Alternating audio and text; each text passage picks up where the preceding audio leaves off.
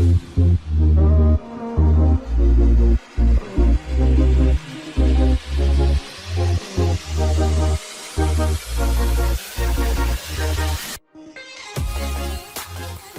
everyone, welcome back to our YouTube channel. Oh my gosh, I can't believe we're back. It sounds so surreal. It sounds so weird. Yeah.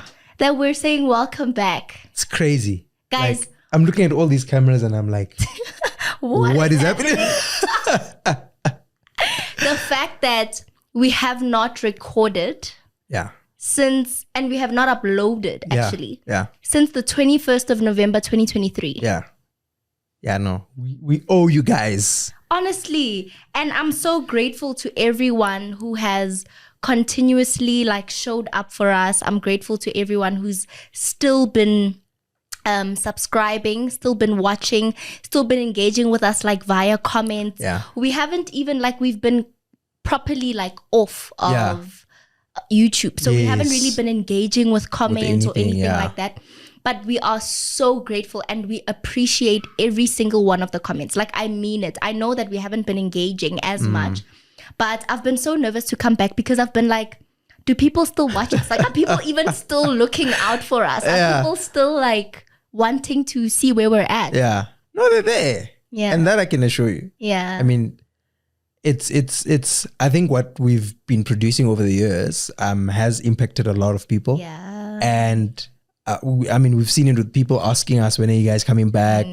So I do think that, you know, there's one or two there that definitely have been waiting for this. And, you know, we have impacted quite a few people. So I definitely know that there are people out there that have been waiting for this. Yeah.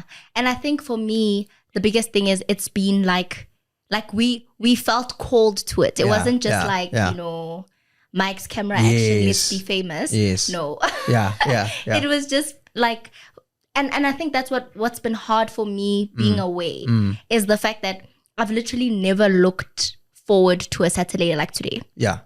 Knowing that we are going to be recording has been keeping me going during the week. It's just been like, I've been praying about it. I've just been like, oh my God, like I'm so excited to be back. To come back. Yeah. No, guys. Yeah. So it's official. We are back. Yes. And we're going to go even bigger going forward. Yeah. And I just want to say thank you so much, guys. Like, I remember when I started the channel, because it was like a couples channel, certain segments I was so afraid of how people will receive them, like the women's conversations, because we came together and now the women's conversation I'm doing by myself. Yeah. I felt a bit afraid, but like our first video to reach 10K views, yay! Milestone, was Kabelo Mohale's video, myself and Kabelo Mohale. I think we might have another one that has reached, I think our engagement video probably reached. Really? Yeah, I think so. Okay. We'll check. Yeah, we'll check. But I think we have maybe it's that one and then the Kabelo Mohale's one. Yeah. I think there is another video that has reached. I might be wrong, but I think it has. Yeah. It's so sad that we don't have a fact check. In our midst. Actually, you guys are our fact checkers. Yes. But yeah, it's been fun. But please, guys, please comment, still subscribe. Like, we will engage with the comments going forward now. Yeah. And I think we'll bring back the thing of reading comments. Yes. Just even if it's like two that have stood out to us. But I think for me, what's been great is just hearing people say, oh my word, like my relationship with God has improved as I've watched these videos, or I've learned to pray for certain things, because that was our story. Praying for one another. Finding one another. And now I think the story is we've been married for 3 years, guys. How crazy. Is stewarding the marriage to the glory of God. Yeah. Okay, cool. So the video is titled Where on Earth Have We Been? Yeah. And I think we owe you guys like a life update, an apology for why it took us so long, because the whole of 2024 we haven't. So maybe you start. Where have you been? I've been around. And I'm joking. So I think life just got extremely busy, and to a point where, you know, sometimes you don't have the capacity to be able to juggle everything. Yeah.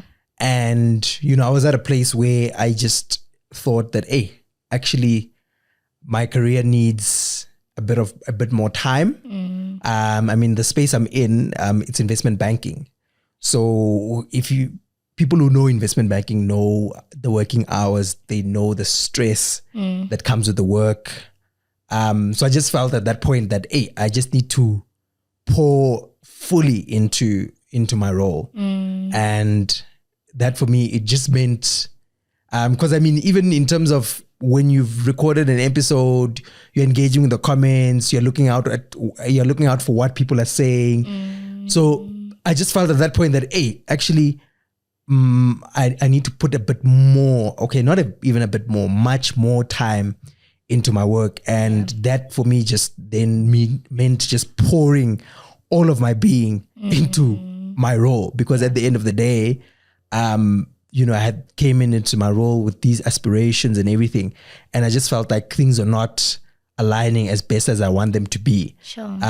So then I was like, hey, actually, no, I need to take a bit of a break. And that's why my wife then was taking on the women's conversations and stuff by herself, because I just felt at that point that, hey, I don't have that capacity to pour in. But I feel like now I'm at a point where, you know, you live and you learn how to juggle things a bit better from a time management perspective. And, you know, the people deserve us to pour into them as well. So it's not just about my career and everything. It's also just about our ministry together as well. Yeah, sure. And I think for me, the reason I was also like, let's pause, is because it was not nice seeing the disappointment of your own dreams not being where you'd want them to be, and your own, your own vision for your life not being where you'd want for it to be. Because initially, when we started the channel, it was like, how we met, you guys know, is that we met through the Instagram lives, right? And well, I was doing Instagram lives, and then he jumped into my DMs. Well, jumped. Yeah. But basically, he was like, people, I see this for you. I think you should start a channel. I see this for you. And I was like, yo, I'm scared. Like, I'm so scared. And he was like, okay, I'll start it with you.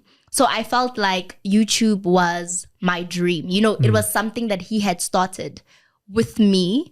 And now, because it was not the thing that was taking up a lot of time, but because he was already feeling like, this thing that I want to do, which is my dream, is not where I want it to be. I was like, it's fine. We can pause this one.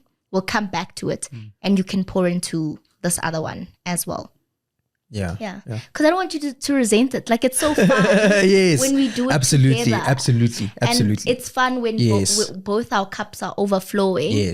And we are able to pour into one another, pour into our own selves and our own dreams, and then pour into others. Yeah. Absolutely. No, I definitely agree with that. I think a lot of people underestimate how much it takes to produce, to just pour out, be it being in radio, being a pastor, being an influencer.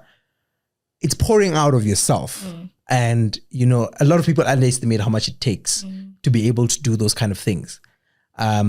So sometimes you need to pour from yourself first. Like, your cup needs to be full. So sometimes you need to take the time to just detach and pour into yourself first before you can pour into others. So I think it takes a lot to be able to pour. And I think taking the time off also just allowed me to pour into myself as well. Yeah, awesome. I think what I've been up to is, guys, I moved from full-time employment to self-employment. Hey, self-employed hands are up. So I moved from full-time employment to private practice, and it was such a scary thing. But I actually want to thank you, babe, because honestly, guys, leaving full-time employment is, in the context of being married, is like the security is gone, basically. And obviously, when I left, I was like to him, I really feel like I need to start my own thing and start my private practice and move out of full-time employment. He had seen that I was not happy and I needed, his blessing as well, because this is something that's going to impact the two of us, And so when you were like, no, go, like I got you, no matter what happens, it will be our decision. Yes. It's not going to be like, you did this. And now look where we are. Yes. And I'm so grateful for that, because now things are going well and I'm so grateful. And I love my job. I love that I am accountable to people. Yes. I won't lie, because I'm in private practice. But I love that I'm managing myself. Yes. You have no one telling you what time you need to be at work and all those things that we go through. It's only obviously like when I've set an appointment prior, but otherwise I feel like I was built for that. Yes. For being, like managing myself. Yes. I feel like I'm not built for full-time employment. Yes. So yeah, unless God says otherwise, this is the route that I'm staying at, and I'm just grateful to God for his favor and that you also gave me the no-go, I got you. I think it's important to just let your person be. And I mean, the greatest disservice you could ever do to your partner is for them to just live out a life that's not meant for them. Like they're not in their purpose and in God's will. So I think when someone tells you, okay, this is what I'm feeling God is saying, you just need to just trust in God and say, as much as it was obviously not easy for me to just be like, okay, no, let's do it. I mean, we have bills to pay and it's easier when you have a salary every month. But I just had to trust in God and trust in your own judgment to be like, no, go ahead and do it. And then, God has, it's even been, so fruitful. I mean, your practice is at multiple locations, 3 to be specific, right? Yeah. 3. I feel so weird talking about it. 3 locations. You've employed people under you. So I mean, that's amazing for you to be employing people as well already. I mean, it's only been less than a year actually. So very proud of you for starting. Thanks. And onwards. What is it? Upwards and onwards. Yeah. Okay, I think it's Sipo Interiors. The other thing, guys, Sipo started an interior company and we're going to show the pictures here. But it's really been so fun. Like, it's been so fun.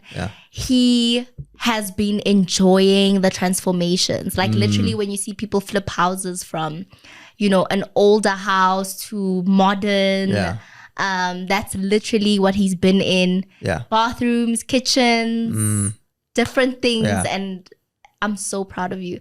It's been so fun, like watching the project come together. I love just like every time I drive around, I'm always even the minute I entered the studio, I'm like, okay, this is so nice. This is, I could do this. So every single time, even at work, I just enter a boardroom and I look at the boardroom. I'm like, okay, maybe we can add this. So I think I've just gotten into this thing of every single time I just look at a house or look at any piece of a building, I just start brainstorming in my mind to be like, okay, maybe they could use a different color or they could do this differently. Or if they were to use me, I would tell them to do a bit of this and a bit of this.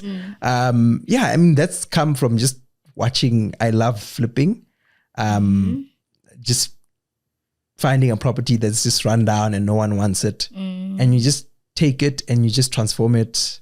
I'm just literally, I would say even obsessed.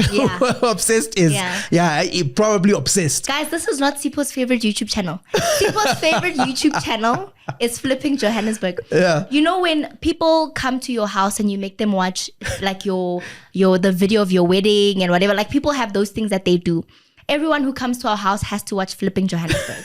That is just what Sipo does. He's just like, oh guys, like it's just a casual thing. And people actually enjoy it. And I'm like, oh, okay. No, people end up telling me, oh, I'm now obsessed. Yeah. I have a friend, JB, he's now obsessed with the same channel I'm obsessed with.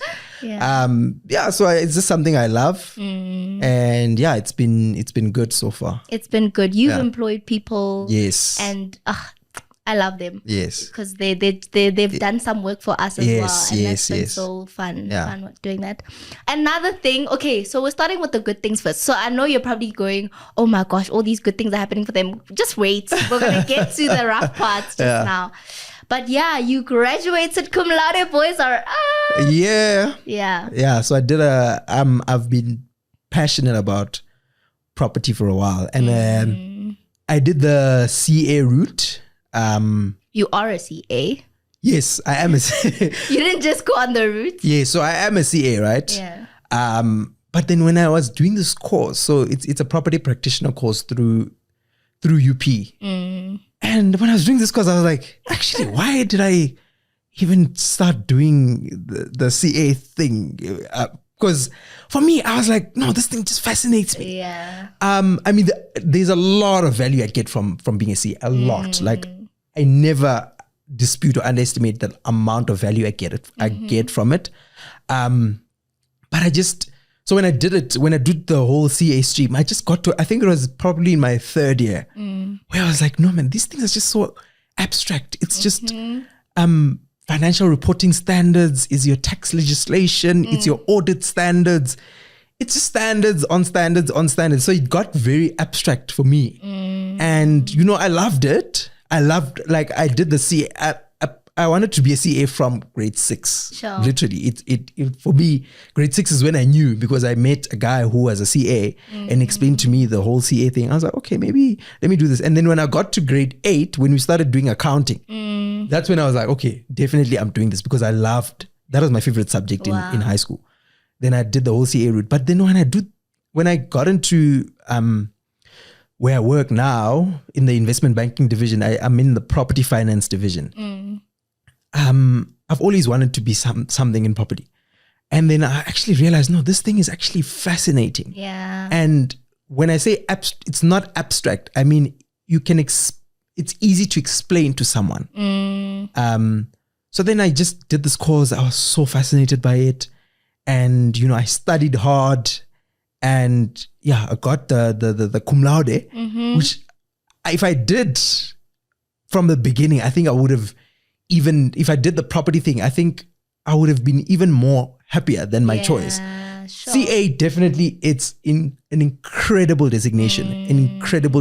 But I think from my own self, from the kind of content that I did in my course, in that course, I think property studies would have been an even better option if I knew that I wanted to be in property before. But I mean, it's even better now that I'm in investment banking, because I bring the CA knowledge, which we have quite a few CAs in my team, and then the property knowledge, the two together, it's something else. It's even better. Yeah.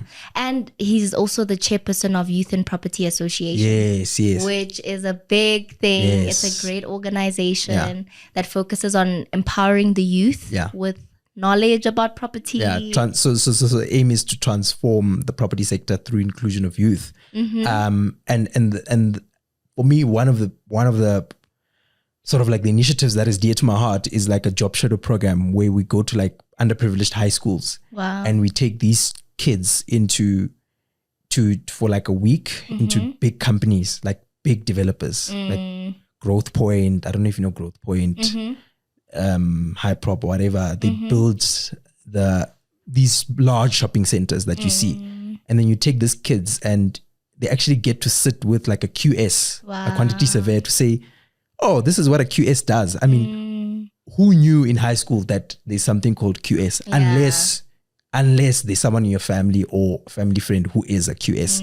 I mean, I didn't know what a QS is until probably late in varsity. You probably know maybe an architect, but a lot of the careers in property you don't know. So it's giving these people or these Black kids an opportunity to tap into an industry that is primarily or predominantly white dominated, and getting them that exposure into that kind of a market. That's amazing.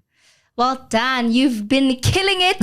So guys, you can't be too mad at us because you see we've been busy. We come back with doing results. Something. We come back with results. And I think honestly, what I've learned as well about navigating transitions has been you can't have too many changes all at once. Yeah. Sometimes you need to, one of the scriptures that is on my heart, like God spoke to me about it in second year of varsity, and I've just been holding on to it. When I was in Shofar, we had like a day of just praying. There was music and you just pray, like not corporately, like not holding hands, but you just sit with God. Yeah. And that was a scripture that was like in my spirit since then. And it basically says, enlarge your tent. Now I can't like quote it word for word, but basically it says like stretch yourself, because soon you're going to be bursting in the seams. You're going to be bursting at the seams. So whenever you're praying for something great, it's good to build capacity in you. And for us, we've been doing so much. Yeah. And basically what I'm trying to say just let me cook, guys, is that with navigating transitions, I've seen that you can't have too many changes going on at once. Yeah. So with the private practice, I had to build capacity and get it to a place where it's stable first before we can come back to the channel as well. Because I can't be building something from scratch here and then continuing something here. For me personally, it was just going to be too much. Yeah. The practice in and of itself, I had to learn so much, like in a short period of time, like just jumped straight into it. And I just had to build capacity in me so that when I'm bursting at the seams in one area, I'm actually able to take it. And when I'm bursting at the seams in another area, I'm actually able to take it. You get what I'm saying? Yes. So Am I landing at my point? You are. You have cooked. Yeah. So I think it's important. I mean, we've gone through a lot of change, and change can, a catalyst, like I think salt is a catalyst. Yes. Yeah. If you put salt, NaCl. Yes. Whatever. Sodium chloride. Periodic table girl. Hey. Yeah. Periodic table girls are up, I guess. Yeah. Yeah. So like salt is a catalyst. So if you put it in a pot or whatever, you'll see the reaction that it makes. So that's the thing with change as well. You don't just bring change and then do nothing about it. Yeah. Sometimes you need to, that thing of when you check on the ingredients, they say let it simmer for however minute. You don't just put things and, just start cooking and then you expect a good result. Sometimes you need to let life simmer for those number of minutes or those number of years that they tell you to do it for. Because then you might just get a positive change in your life. I mean, salt is a positive catalyst. But if you don't let it simmer, it will end up being even sour. Yeah. Because then you just put in your ingredients, whatever, and the salt is maybe still concentrated in one area, then the meat is bitter or whatever. So even if it's positive change, you need to just take that all in and just let it simmer and then say, okay, no, now I've sort of adjusted to this new normal. I can then move forward. Yeah. Yeah, I agree. And there were many times that I tried to come back early.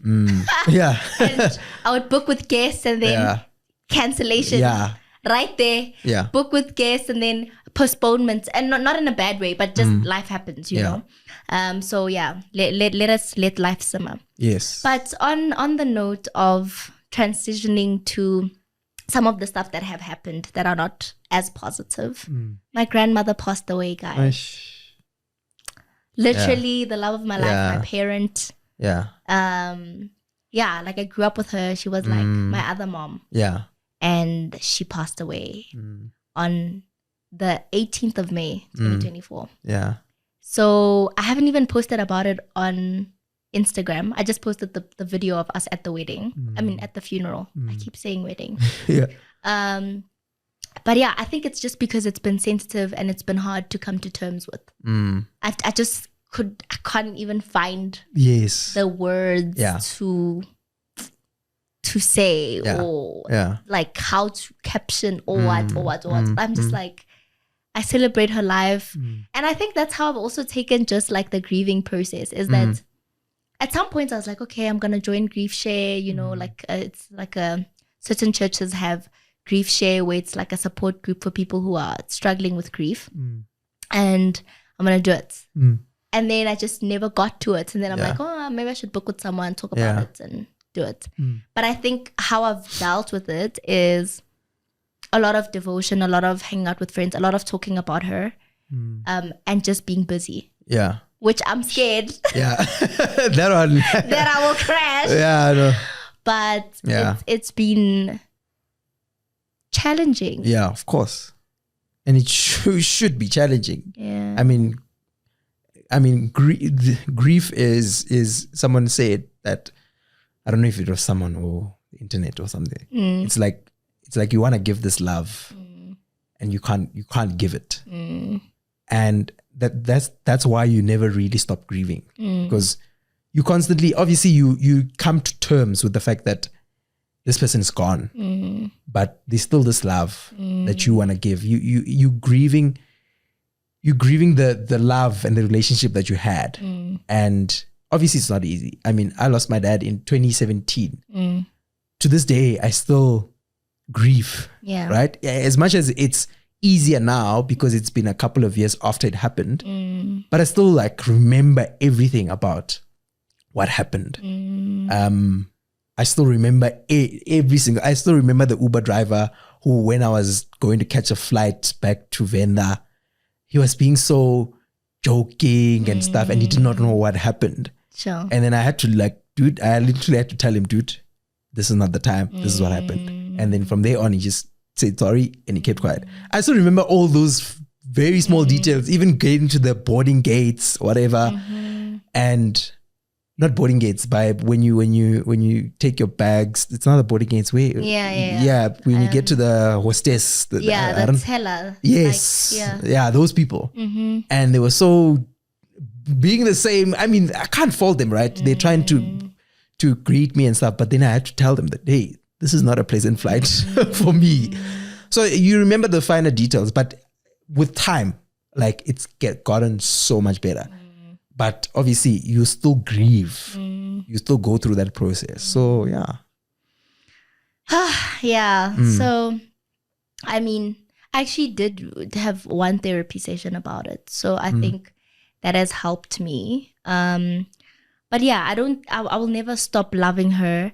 I remember her when I'm super stressed and I know that I call with her, like she would pray for me. She would pray for me and everything would be okay.